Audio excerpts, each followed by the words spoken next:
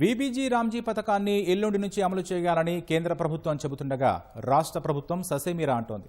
కొత్త పథకాన్ని అమలు చేసేది లేదని స్పష్టం చేసింది.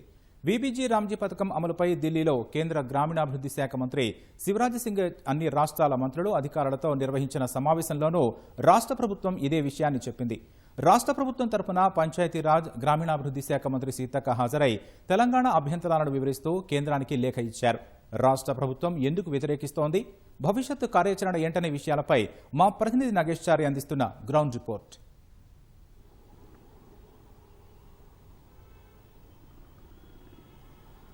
రాకేష్, కేంద్ర ప్రభుత్వం కొత్తగా తీసుకొచ్చిన వీబీజీ రామ్జీ పథకాన్ని యథాతథంగా అమలు చేసే ప్రసక్తే లేదని రాష్ట్ర ప్రభుత్వం చాలా స్పష్టంగా చెప్తుంది. అయితే ఎల్లుండి నుంచి అంటే ఈ నెల జూలై నుంచి అంటే జూలై 2వ తేదీన అధికారికంగా దీన్ని ప్రారంభించాలని కేంద్ర ప్రభుత్వం భావిస్తుంది. అయితే ఇప్పటికే కొన్ని రాష్ట్రాలు దీన్ని నోటిఫై కూడా చేశాయి. కానీ రాష్ట్ర ప్రభుత్వం మాత్రం తాము ఈ పథకాన్ని యథాతథంగా రాష్ట్రంలో అమలు చేసేది లేదని చాలా స్పష్టంగా చెప్తుంది. అయితే మొదటి నుంచి కూడా ఈ పార్లమెంటులో దీనికి సంబంధించి చట్టంని బిల్లు ప్రవేశపెట్టినప్పటి నుంచి కూడా కాంగ్రెస్ పార్టీ అదేవిధంగా రాష్ట్రంలో ప్రభుత్వం కూడా దీన్ని వ్యతిరేకిస్తున్నాయి. ఆ పథకం పేరుతో సహా అందులో ఉన్నటువంటి విధి విధానాలు నిబంధనలపైన ప్రధానంగా అభ్యంతరం వ్యక్తం చేస్తుంది. ఇప్పటివరకు సుమారు 2 దశాబ్దాలుగా 20 సంవత్సరాలుగా మహాత్మా గాంధీ గ్రామీణ ఉపాధి హామీ పథకం పేరుతో ఈ పథకం ఉంది. అందులో మహాత్మా గాంధీ పేరును తీసివేయడం గాంధీజీ స్ఫూర్తికి విరుద్ధం అనేది ప్రధానంగా రాష్ట్ర ప్రభుత్వానికి కాంగ్రెస్ పార్టీకి వాదన. అదేవిధంగా పథకంలోని నిబంధనల విషయంలోకి వచ్చినట్లయితే 60 రోజులు విశ్రాంతి ఇవ్వాలనేది ప్రస్తుత పథకంలో విధానం. అంటే వ్యవసాయ పనులు చురుగ్గా జరుగుతున్న సమయంలో ఈ ఉపాధి హామీ పనులకు 60 రోజులు విరామం ఇవ్వాలని కేంద్ర ప్రభుత్వం చెప్తుంది. అయితే తమకు ఆ అభ్యంతరం వ్యక్తం చేస్తున్న రాష్ట్ర ప్రభుత్వం దానివల్ల రైతు కూలీలు నష్టపోతారు. ప్రధానంగా గ్రామీణ ప్రాంతాల్లో ఆదిలాబాద్ వంటి ప్రాంతాల్లో వ్యవసాయంతో పాటు ఈ ఉపాధి హామీ పథకాలు కూడా జోరుగా సాగుతాయి. కాబట్టి ఆ 60 రోజుల విశ్రాంతి నిబంధన సరైంది కాదనేది రాష్ట్ర ప్రభుత్వం వాదన. కాబట్టి ఆ నిబంధనను తొలగించాల్సిందేనని చెప్తున్నారు. అదేవిధంగా వర్షాకాలంలో పచ్చదనం పరిశుభ్రత వంటి కార్యక్రమాల్లో కూడా ఉపాధి హామీ పథకాలు ఇందులో ఉంటాయి. కాబట్టి ఇదంతా కూడా ఇబ్బంది జరుగుతుందని ప్రధానంగా వాదన. అదేవిధంగా నిధులకు సంబంధించి కూడా రాష్ట్ర ప్రభుత్వం అంటే ఇప్పటివరకు 100% కేంద్ర ప్రభుత్వమే నిధులు ఇస్తుంది. అయితే ఇప్పుడు కొత్తగా ఈ పథకం ప్రకారం 60% మాత్రమే కేంద్రం ఇస్తుంది. మిగతా 40% రాష్ట్ర ప్రభుత్వం భరించాల్సి ఉంటుంది.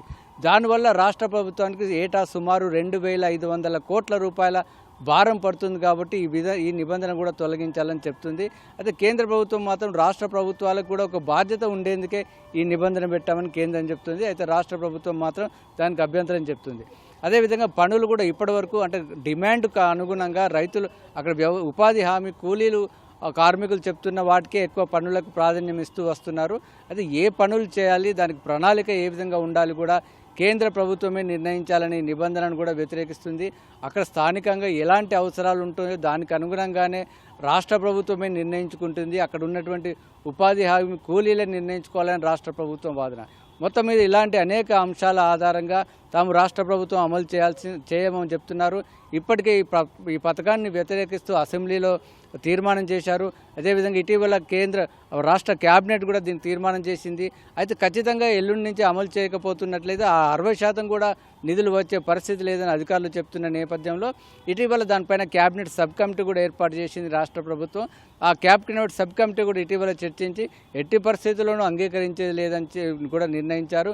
ఈరోజు ఢిల్లీలో కేంద్ర మంత్రి శివరాజ్ సింగ్ చౌహాన్ ఏర్పాటు చేసిన సమావేశంలో కూడా రాష్ట్ర ప్రభుత్వం తరఫున సీతక్క హాజరై మరోసారి కూడా అభ్యంతరాన్ని వ్యక్తం చేశారు. అయితే అమలు చేయకపోతే ఏ విధంగా చేయాలి రాష్ట్రంలో ఉపాధి హామీ పనులు అనే అంశంపైన చర్చించడం కోసం త్వరలోనే మరొకసారి సమావేశమై నిర్ణయం తీసుకోబోతున్నారు. ముఖ్యంగా కేరళ, కర్ణాటక కూడా అభ్యంతరం వ్యక్తం చేస్తున్నాయి. కాబట్టి అక్కడ ఉన్నటువంటి కాంగ్రెస్ ప్రభుత్వాలతో కలిసి దీనిపైన ఉమ్మడిగా కార్యాచరణ చేసి కేంద్ర ప్రభుత్వానిపైన ఒత్తిడి తీసుకురావాలి. యథాతథంగా కాపినా కనీసం తమ అభ్యంతరాలను పరిగణలోకి తీసుకొని మార్పులు చేర్పులు చేయాలని రాష్ట్ర ప్రభుత్వం కోరుతుంది. ఒకవేళ కేంద్రం స్పందించినట్లయితే సుప్రీంకోర్టును కూడా ఆశ్రయించాలని ప్రభుత్వం భావిస్తుంది. అదేవిధంగా రాష్ట్రంలో ఉన్నటువంటి ఉపాధి హామీ కూలీలకు నష్టం జరగకుండా రాష్ట్ర ప్రభుత్వమే సొంతంగా ఒక ఉపాధి హామీ చట్టాన్ని తయారు చేయాలని ఒక అంశాన్ని కూడా పరిశీలిస్తుంది. మొత్తం మీద ఇప్పుడు ఎల్లుండి నుంచి మాత్రం ఈ పథకాన్ని అమలు చేసే ప్రసక్తే లేదని రాష్ట్ర ప్రభుత్వం చెప్తుంది. రాకేష్.